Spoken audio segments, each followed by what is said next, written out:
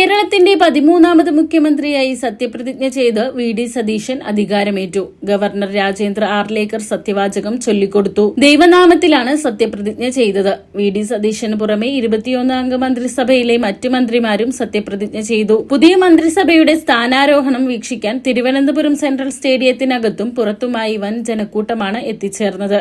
Rahul Gandhi, MP Priyanka Gandhi, Telangana മുഖ്യമന്ത്രി രേവന്ത് റെഡ്ഡി, കർണാടക മുഖ്യമന്ത്രി സിദ്ധരാമയ്യ, കർണാടക ഉപമുഖ്യമന്ത്രി DK ശിവകുമാർ, AICC അധ്യക്ഷൻ മല്ലികാർജ്ജുൻ ഖാർഗെ, പ്രതിപക്ഷ നേതാവ് പിണറായി വിജയൻ, മറ്റ് കക്ഷി നേതാക്കൾ തുടങ്ങിയവർ സത്യപ്രതിജ്ഞാ ചടങ്ങിൽ പങ്കെടുത്തു.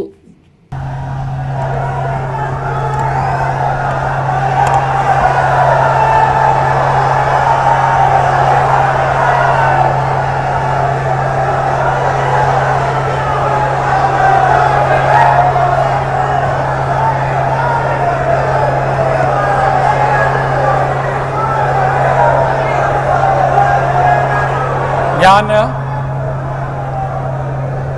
വടശ്ശേരി ദാമോദര മേനോൻ സതീശൻ എന്ന ഞാൻ നിയമം വഴി സ്ഥാപിതമായ ഭാരതത്തിൻ്റെ ഭരണഘടനയോട് നിർവ്യാജമായ വിശ്വസ്തതയും കൂറും പുലർത്തുമെന്നും ഞാൻ ഭാരതത്തിൻ്റെ പരമാധികാരവും അഖണ്ഡതയും നിലനിർത്തുമെന്നും ഞാൻ കേരള സംസ്ഥാനത്തെ മുഖ്യമന്ത്രി എന്ന നിലയിലുള്ള എൻ്റെ കർത്തവ്യങ്ങൾ വിശ്വസ്തയോടും മനസാക്ഷിയെ മുൻനിർത്തിയും നിർവഹിക്കുമെന്നും ഭരണഘടനയും നിയമവും അനുസരിച്ച് ഭീതിയോ പക്ഷപാതമോ പ്രീതിയോ വിദ്വേഷമോ കൂടാതെ എല്ലാ തരത്തിലുള്ള ജനങ്ങൾക്കും നീതി ചെയ്യുമെന്നും ദൈവത്തിൻ്റെ നാമത്തിൽ സത്യം ചെയ്യും.